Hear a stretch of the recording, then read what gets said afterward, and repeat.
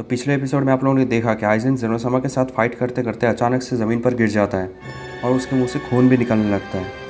In the present time ऐसा देख सिल्वी कहती है, लगता है उसकी बीमारी वापस आ गई है। आइजन को क्या हुआ है? ये एक बहुत ही रेयर डिजीज़ है। अगर सही टाइम पर उसका इलाज किया होता तो शायद वो बच जाता। क्या मतलब है तुम्हारा? आइजन के पास ज़्यादा वक्त नहीं है, इसलिए तो वो उस सील से निकलने के लिए इतना डेस्परेट था। पता नहीं कैसे, बट जेनोसामा को शायद पता चल गया होगा उसकी इस बीमारी के बारे में। शायद इसीलिए जेनोसामा ने आइजन को एक फाइनल बैटल के लिए इनवाइट किया। चुप करो तुम सब, मुझे तुम्हारी दया की कोई ज़रूरत नहीं है। तुम बस देखते रहो जेनोसामा, कैसे मैं तुम्हें हराता हूँ। पर आइजन, रुक जाओ सिल्वी। वो फाइट जीतने या हारने के लिए नहीं कर रहा है, बल्कि वो फाइट करते करते मरना चाहता है, एक ट्रू वॉरियर की तरह। और तुमने ही तो कहा कि उसके पास ज़्यादा वक्त नहीं है, तो इसलिए उन्हें फ़ाइट करने दो। आइजन और जेनोसामा फाइट करने लगते हैं। आइजन के पंचेस में अब और पहले जैसा पावर नहीं रहा। उसकी पंचेस धीरे धीरे वीक होने लगी, पर जेनोसामा अपने फुल पावर में ही फाइट कर रहे थे, क्योंकि अगर उन्होंने उस पर दया दिखाकर अपनी पावर्स को कम करके फाइट करें तो वो एक ट्रू वॉरियर के लिए एक बहुत शर्मनाक बात होगी। कुछ देर बाद आइजन और फाइट नहीं कर पाता है और ज़मीन पर गिर जाता है और कहता है, थैंक यू जेनोसामा, मेरे से आखिरी बार के लिए एक फ़ाइट करने के लिए। फाइनली अब मैं आराम से अनंत काल के लिए सो सकता हूँ। ऐसा कहकर आइजन अपने चेहरे पे एक स्माइल रखकर चला जाता है। जेनोसामा आइजन के बगल में खड़े होते हैं और बड़े ही रिस्पेक्ट के साथ कहते हैं, अलविदा आइजन। पर उसी वक्त जेनोसामा को अचानक से उनके पीछे से एक बहुत पावरफुल की फील होती है। वो पीछे मुड़कर देखते हैं कि सिल्वी गुस्से में अपना कंट्रोल खो बैठी है और वो बहुत भारी मात्रा में पावर रिलीज़ कर रही है। सिल्वी को इतनी मात्रा में पावर रिलीज़ करते हुए देख वेजिटा कहता है, क्या सिल्वी भी आइजन जितनी पावरफुल है? ये कैसे हो सकता है? सिल्वी इतनी पावरफुल नहीं थी। क्या कह रहे हो तुम? वो क्लियरली आइजन जितनी पावरफुल है। ये एक बहुत बुरी खबर है, क्योंकि जेनोसामा ऑलरेडी आइजन के साथ फाइट करके बहुत कमज़ोर हो चुके हैं, और अगर सिल्वी से भी उन्हें फाइट करना पड़ा तो उनके जीतने के चांसेस बहुत कम है। सिल्वी, क्या किया है तुमने अपने साथ? इतना ज़्यादा पावर कैसे रिलीज़ कर रही हो तुम? एक मिनट, प्लीज़ ये मत कहना कि तुम उस फॉरबिडन टेक्निक को यूज़ कर रही हो। कौन सी टेक्निक? सिल्वी, प्लीज़ ऐसा मत करो, प्लीज़। मैं तुम्हें भी खोना नहीं चाहता। हे कमोरी, कौन सी टेक्निक के बारे में कह रहे हो तुम? मुझे सिल्वी को रोकना होगा, वरना सिल्वी की हालत भी ख़राब हो जाएगी। हे कमोरी, सुन रहे हो मेरी बात? शांत हो जाओ वेजिटा, उसे एक बहुत बड़ा सदमा पहुंचा है। वो किसी की भी बातों पर ध्यान नहीं दे रहा है। हाँ, तो क्या आपको पता है कमोरी ने जिस टेक्निक के बारे में कहा? कई सालों पहले एक डीमन ने इस टेक्निक का यूज़ करके डीमन किंग को चैलेंज किया था, और सरप्राइजिंगली उसने डीमन किंग को बहुत तगड़ी टक्कर दी थी। मैंने तो ये भी सुना है कि अगर वो डीमन कुछ और देर टिक जाता तो डीमन किंग को हरा सकता था, पर उसके ऐसा करने से पहले ही वो मर जाता है। वो अचानक से कैसे मर गया? इस टेक्निक का ये सबसे बड़ा प्रॉब्लम है कि ये उसके यूज़र की लाइफ को धीरे धीरे खा जाता है। ये क्या कह रहे हैं आप? ये टेक्निक अपने यूज़र की लाइफ को लेने के बदले उसे अनइमेजिनेबल पावर देता है। तुमने तो देखा होगा, कुछ देर पहले आइजन अचानक से जेनोसामा से ज़्यादा पावरफुल हो गया था। वो इस टेक्निक का यूज़ कर रहा था। वो तो अच्छा हुआ कि आइजन पहले से ही किसी बीमारी से जूझ रहा था, जिसके लिए उसके पास वैसे भी ज़्यादा वक्त नहीं था, और इस टेक्निक का यूज़ करने की वजह से उसकी बची कुछ लाइफ भी ख़त्म हो जाती है। वहीं दूसरी तरफ सिल्वी जेनोसामा पर अटैक करना शुरू कर देती है। जेनोसामा और सिल्वी के बीच बहुत इंटेंस फाइट चल रही होती है। शुरू में सिल्वी जेनोसामा का मुकाबला नहीं कर पा रही थी, पर धीरे धीरे उसकी पावर्स बढ़ती गई और एक ऐसा समय आया कि वो जेनोसामा के बराबर फाइट करने लगी। ऐसा देख कमोरी कहता है, सिल्वी नहीं, प्लीज़ ऐसा मत करो। तुम उस टेक्निक का कुछ ज़्यादा ही यूज़ कर रही हो। अगर ऐसा ही चलता रहा तो तुम ज़्यादा देर टिक नहीं पाओगी। सिल्वी धीरे धीरे उस पावर के नशे में डूबने लगी और ज़्यादा करके उस टेक्निक का यूज़ करने लगी। वो खुद भी ये बात अच्छी तरीके से जानती है कि वो पावर्स उसकी लाइफ के बदले मिल रही है, इसलिए अगर वो जेनोसामा को हरा भी देती है तो फिर भी उसे लास्ट में मरना होगा। कमोरी जैसा कहता है, सिल्वी उस टेक्निक का कुछ ज़्यादा ही इस्तेमाल कर रही थी, जिसके लिए उसकी पावर्स भी धीरे धीरे बढ़ने लगी। जेनोसामा कहते हैं, मुझे कुछ करना होगा।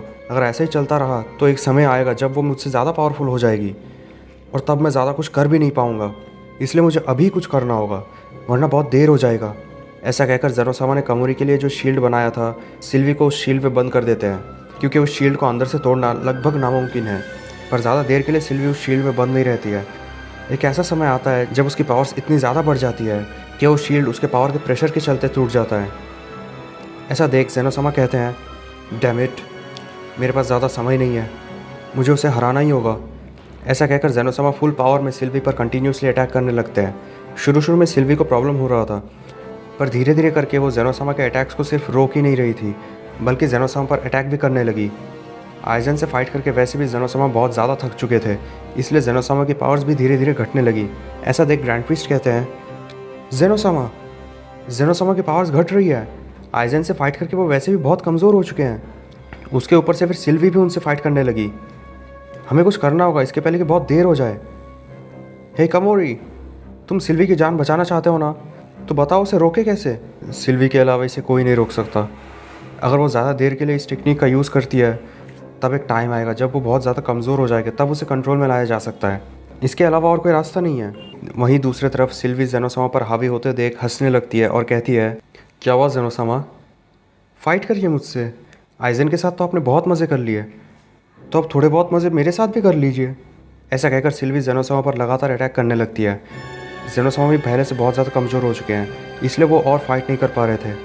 सिल्वी ऐसा देख कहती है, अब और आपसे फाइट करके मज़ा नहीं आ रहा जेनोसामा, लगता है आपको ख़त्म करने का समय आ चुका है। ऐसा कहकर सिल्वी अपना हाथ ऊपर करके एक अटैक प्रिपेयर कर रही होती है, पर अचानक से कोई पीछे से उसका हाथ पकड़ लेता है। सिल्वी जैसे ही पीछे मुड़ती है तो वो देखती है कि एक अननोन बीइंग उसके सामने खड़ा है, जिसके पावर्स की कोई लिमिट नहीं दिख रही होती है, और वो अपना गोजिटा होता है। सिल्वी कुछ कदम पीछे चले जाती है और कहती है, कौन हो तुम और तुम कहाँ से आए, तुम यहाँ नहीं थे। मेरा नाम गोजिटा है। सिल्वी सोचती है, कौन है ये, जो कोई भी हो मुझे संभल कर रहना होगा, इसकी पावर्स का कोई लिमिट नहीं दिख रहा मुझे। हमारे समय में तो कोई मॉर्टल इतना पावरफुल नहीं था। मैं और ज़्यादा देर के लिए इस टेक्निक का यूज़ नहीं कर पाऊँगी, इसलिए जल्द से जल्द मुझे इसे हराना होगा। ऐसा सोचकर सिल्वी का ध्यान जेनोसामा से हटकर गोजिटा पर आ जाता है। सिल्वी और गोजिटा के बीच एक इंटेंस फाइट शुरू हो जाती है। कुछ देर फाइट करने के बाद सिल्वी देखती है कि गोजिटा उसकी सारी अटैक्स को आराम से डॉज कर लेता है।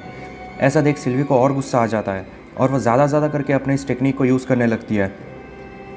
ऐसा करने की वजह से सिल्वी पहले से भी ज़्यादा पावर रिलीज़ करने लगी।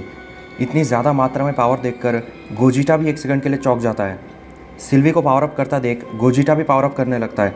दोनों की पावर लेवल्स इतनी ज़्यादा होती है कि कमोरी और ग्रैंड प्रीस्ट सीधे खड़े नहीं रह पा रहे थे। इस पावर के फोर्स के चलते ग्रैंड प्रीस्ट और कमोरी जिस प्लैनेट पर थे, धीरे धीरे वो टूटने लगता है। सिल्वी कहती है, डैम इट, एक मॉर्टल को हराने के लिए मुझे इतना पावर का यूज़ करना पड़ रहा है, ये एक बहुत शर्मनाक बात है। गोजिटा कहता है, पावर का तो यूज़ तुम्हें करना ही होगा, तुम्हें क्या लगता है कौन है हम। गोजिटा की बातें सुनकर सिल्वी और ज़्यादा गुस्सा हो जाती है और गोजिटा पर अटैक करने लगती है। गोजिटा और सिल्वी के फाइट के दौरान सिल्वी धीरे धीरे गोजिटा पर हावी होने लगती है। ऐसा देख गोजिटा कहता है, ये क्या, इसकी पावर बढ़ रही है, जितना देर होगा ये उतनी ज़्यादा पावरफुल हो जाएगी। पर कबोरी ने तो कहा था कि एक टाइम आएगा जब उसकी पावर्स वीक हो जाएंगी और पता नहीं इसे कितनी देर रोक के रखना होगा। हे गोजिटा, क्या कर रहे हो, जल्दी से उसे ख़त्म करो।